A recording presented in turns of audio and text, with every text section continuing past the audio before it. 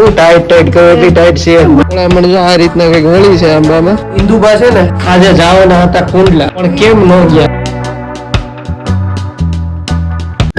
જય સોનલમાં જય મુગલમાં બધાને કેમ છો? બધા મજામાં? આશા રાખું છું કે આપ સ્વસ્થ મસ્ત તંદુરસ્ત અને વ્યસ્ત છો. Welcome back to our new video, our new blog. ફરીથી મારા એક નવા વિડીયોમાં, નવા બ્લોગમાં તમારું ખૂબ હાર્દિક સ્વાગત છે. અને મિત્રો આજ સવાર પડી છે પણ આજ એટલી બધી કઈ ટાઈટ નથી.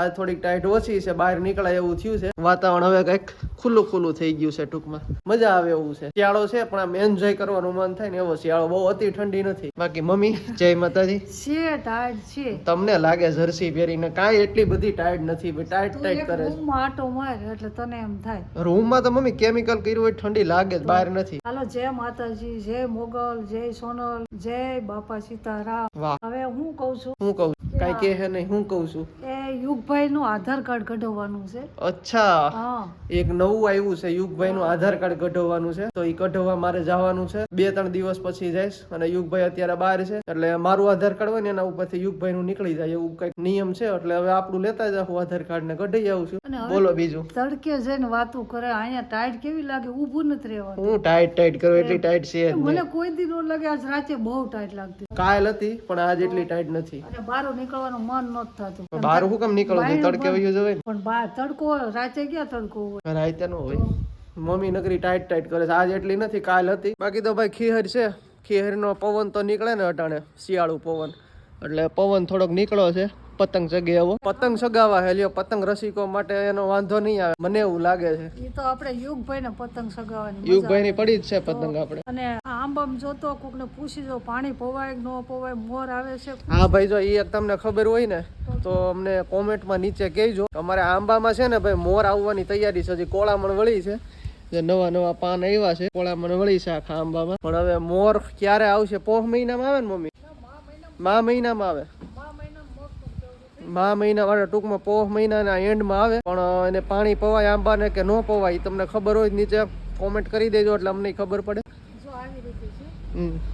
તો આ પાંદ આવશે, કોળામણ આવી છે. હા, પાંદ આવશે કે મોર આવશે? પહેલા પાન આવશે પછી મોર આવશે. આ પાંદ આવશે, હા. આમાં મોર આવશે. અને પેલી સીઝન ની કેરી તો કઈક 3 કે 4 કેટલી આવી હતી? અમે ખરી ગઈ હતી. 5 કેરી આવી હતી, એમાં 3 કેરી રહી હતી, બીજી ખરી ગઈ. ખરી ગઈ હતી. આ વખતે ખરશે નહીં એવું લાગે છે, પછી ખબર નહીં. બાકી આંબો જો અહીંથી લઈને અહીંયા સુધી બહુ મોટો થઈ ગયો છે ભાઈ અમારો આંબો. તો મામાને ઘણા આંબા છે એટલે આ વિશે મામાને ઘરે પૂછી લેવાનું કે આને શું ઈ કરવાનું. બ્લોગ બધા જોવે જ છે મમ્મી. જોવે જ છે પણ આવી રીતે મોર આવશે કે પાંદ આવશે. કોળામણ જો આ રીતના કઈક વળી છે આંબામાં. મોર આવે કે પાન આવે એ બહુ નથી ખબર. મને એવું લાગે છે કે પાન આવશે. તો ભાઈ આંબાની અમે એટલી બધી ખાતરદારી કરીએ છીએ ને, છાણિયું ખાતર એ જો નાખેલું છે મારી મમ્મીએ. કાંઈ ઘટવું ન જોઈએ, આંબો મોજમાં રહેવો જોઈએ, અમને કેરી આપવો જોઈએ. કેમ મમ્મી? હા, આપણે ઘર પૂરતી થઈ જાય બસ.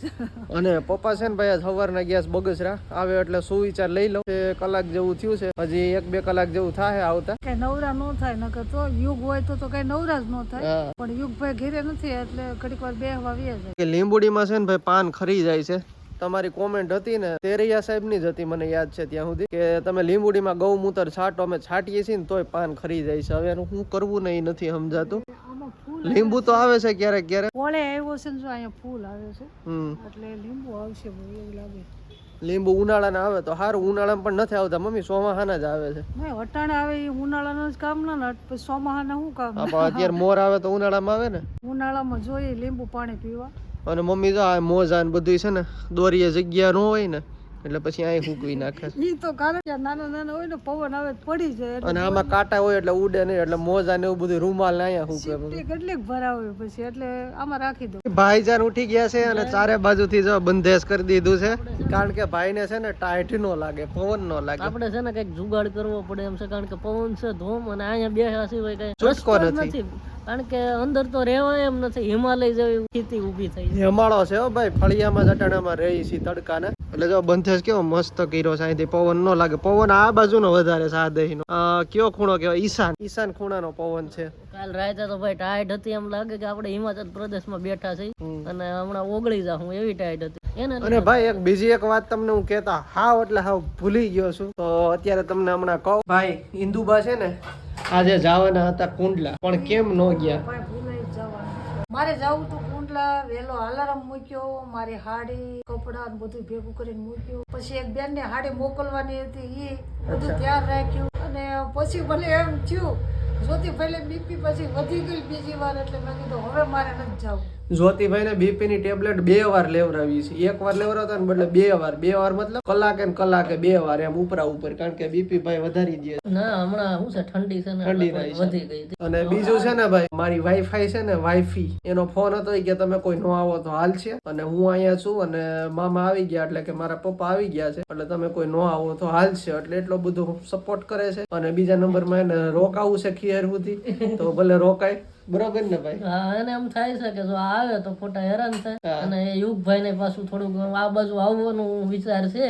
યુગભાઈ નો વિચાર છે ભાઈ, ઈ કહે છે કે તમે મારા પંપમાં ઘરે આવવું છે, પણ હવે ખીહેર કરીને આવશે એવું લાગે છે. એટલે જો હું ગઈ હોત ને તો યુગ મને મૂકત નહીં, અને યુગ ને મૂકું ને એટલે મને આહુડાની ધારું મને થવા, એનું હું કરું? મમ્મી યુગ મૂકે એટલે સીધા રોવા માંડે. કોણ જાણે મમ્મી ને શું થઈ જાય ને. એટલે બીજાને એમ થાય કે હું કામ રોતા હશે, મારે એ એક મોટી તકલીફ થાય. ઓલો મને મૂકે ને એટલે મારો જીવ બહુ બોલે. આવી જાય યુગભાઈ હમણાં. તેથી શ્રીમત હતું ગયા ને તો હિરલ તેડીને ઊભી રહી, એટલે એને તઈ બોલતા નહોતું આવડતું, આમ બા બા કરતો હતો. અને એને મૂકીને આવે અને મારે આહુડા ધારું ચાલુ થઈ ગયું. મારો બહુ જીવ બોલ્યો, એટલે મેં કીધું હું જાય તો એ તકલીફ મોટી થાય. યુગભાઈ હોય તો ઉપાધિ છે, ન હોય તો ઉપાધિ છે. કારણ કે હોય તો ભાઈ દોડા દોડી આખા ઘરમાં આમથી આમ દોડા દોડી કરે. બધાને કે આનંદમાં જવું, ગાડીમાં બેહવું છે, ટ્રેક્ટરમાં બેહવું છે, એવા વેન કર્યા કરે, પણ એને વગર ગમતું નથી. તો મિત્રો આવું હતું કઈક રીઝન, એટલે મમ્મી કુંડલા નથી જઈ શક્યા. બાકી મમ્મી આજ કુંડલા જવાના હતા, પપ્પા બે નક્કી કર્યું હતું, પણ બીપી ના લીધે ભાઈ ની નથી જઈ શક્યા. પપ્પા બગસરા થી આવી ગયા છે ને, શાકભાજી બહુ જાજુ લઈ આવ્યા છે ભાઈ, બહુ જાજુ લઈ આવ્યા પપ્પા. શિયાળામાં છે ને શાકભાજી છે ને આરોગ્યપ્રદ બહુ છે, એ વસ્તુ જ મેં લીધી છે. અચ્છા, જો આમળા એનો મુરબો બનાવવાનો છે. આ આમળા છે, આમળા શિયાળામાં બહુ સારા. બાકી તો ભાઈ બધું લીલું શાકભાજી છે, લીલા પાન વાળા શાકભાજી છે. આદુ, મેથીની ભાજી, પછી કોથમરી, વટાણા નાખવા પડે સબ્જીમાં. બહુ જાજુ લઈ આવ્યા છે. આટલું બધું શાકભાજી છે ને શિયાળામાં સારું રહે, એટલે બગડે નહીં કઈ અત્યારે. અને શાકભાજી ખરેખર લીલોતરી ખાવી જોઈએ. ખાવી જોઈએ, બરોબર છે. હવે આજનો આપણે પપ્પાનો મસ્ત મજાનો સુવિચાર લઈ લઈ. આજનો સુવિચાર આપી દો. આજનો સુવિચાર છે ધીરજ કડવી છે, પણ એના ફળ બહુ મીઠા છે. વાહ, એક નંબર ભાઈ. ધીરજ કડવી છે પરંતુ એના ફળ બહુ મીઠા છે. ધીરજ રાખો ને તો એના ફળ મળે. વાહ પપ્પા, ખૂબ સુંદર સુવિચાર. ધીરજ ઘણી રાખી હતી. રામચંદ્રજીએ 14 વર્ષ ધીરજ રાખી હતી, અને તે પછી રાજ્યાભિષેક કર્યો છે. વાહ વાહ, આમ જેને જેને ધીરજ રાખી છે ને એને સારા ફળ મળ્યા છે. વાહ વાહ, એવું માનું. ખૂબ સુંદર સુવિચાર. ધીરજ રાખો, એના ધીરજ રાખવી કડવી છે પરંતુ એના ફળ છે ને એ મીઠા છે. ધીરજ રાખો તો બધું થાય. સમય સમયનું કામ કરે, પણ એટલી બધી પણ ધીરજ ન રાખવી જોઈએ.